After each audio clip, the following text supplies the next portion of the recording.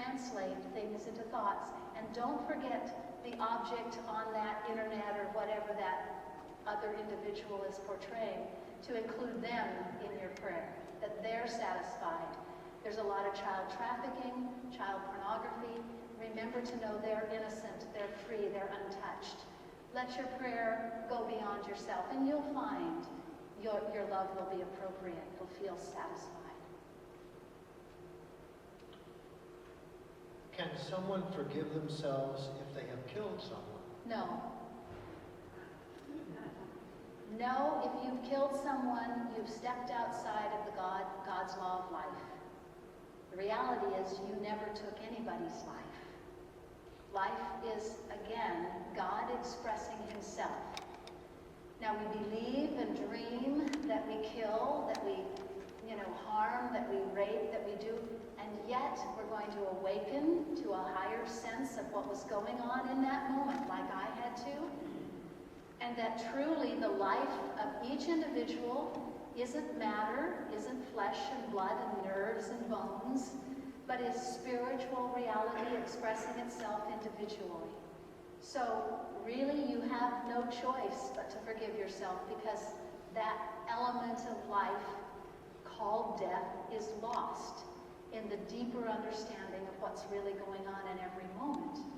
Now I can't pretend that I see that yet, but Jesus did, and others have to a degree, and I've seen signs of it in some of my healing experiences. So you can forgive yourself by knowing that it never touched their identity.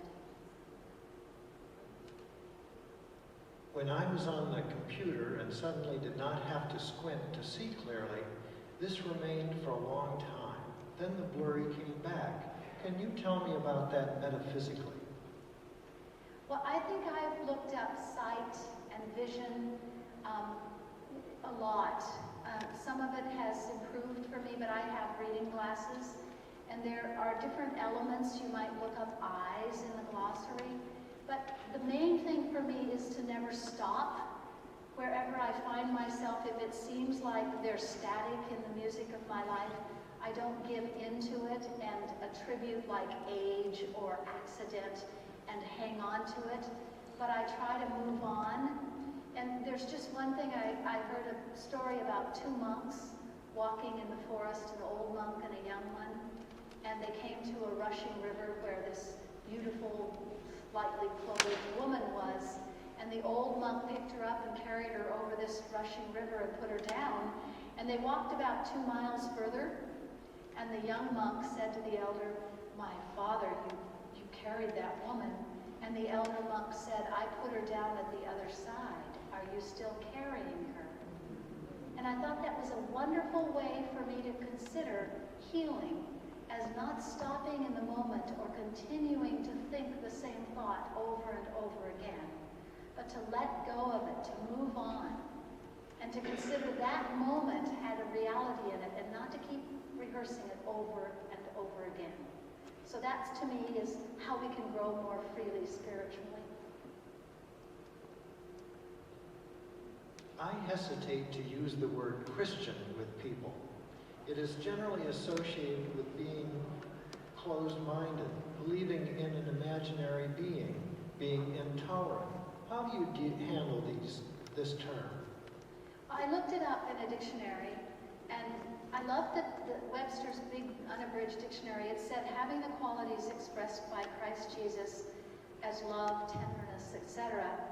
And when I'm in a Muslim country, I don't use the term Christian. I say almighty love. Or when I'm in a Buddhist family situation with one of my brother-in-law, I wouldn't use the term Christian. But in my heart of hearts, to me, Christian is a term that means people who express the qualities Jesus introduced.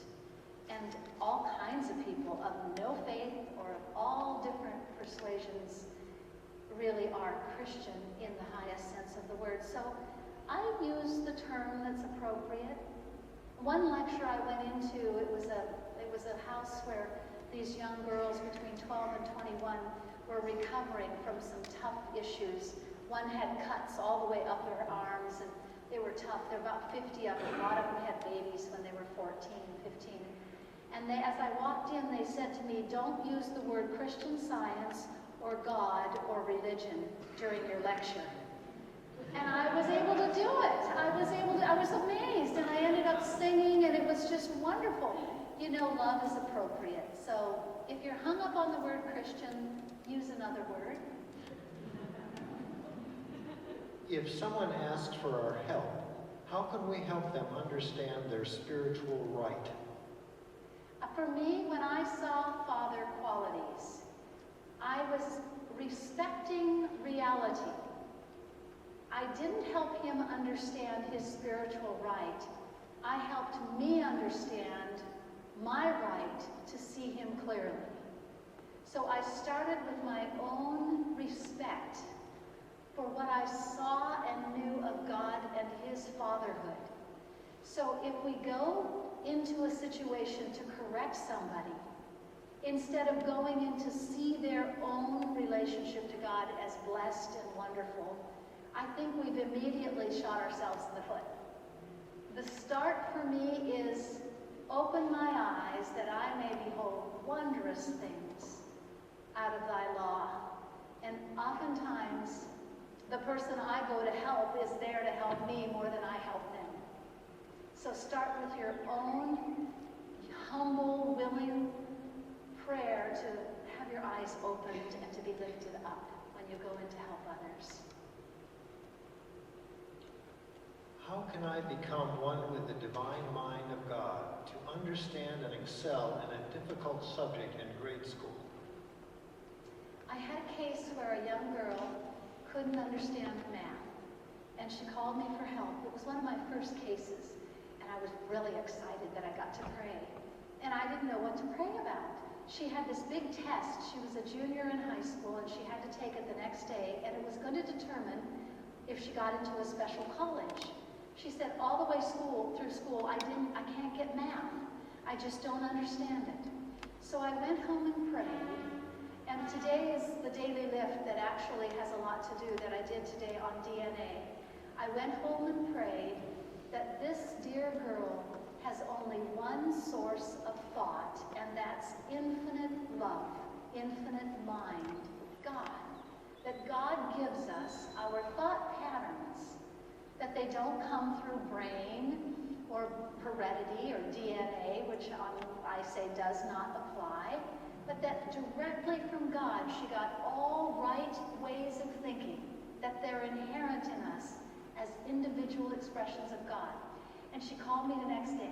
She was thrilled.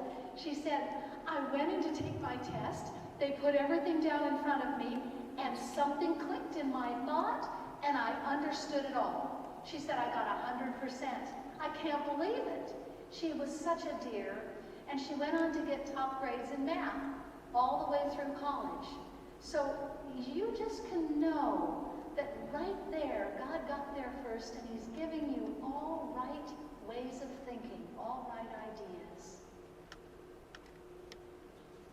How does Christian Science view homosexuality? Christian Science doesn't view people. Different students of Christian Science have different views of this world. So Christian Science is just a term that means the science of love, as it is applied to the human consciousness. And I use Christian Science. When I look at my gay brother, I see beautiful spiritual qualities. I wrap him in tenderness. I love him to pieces. I travel with him. I love his partner. I don't see what his personal preference for relationships is.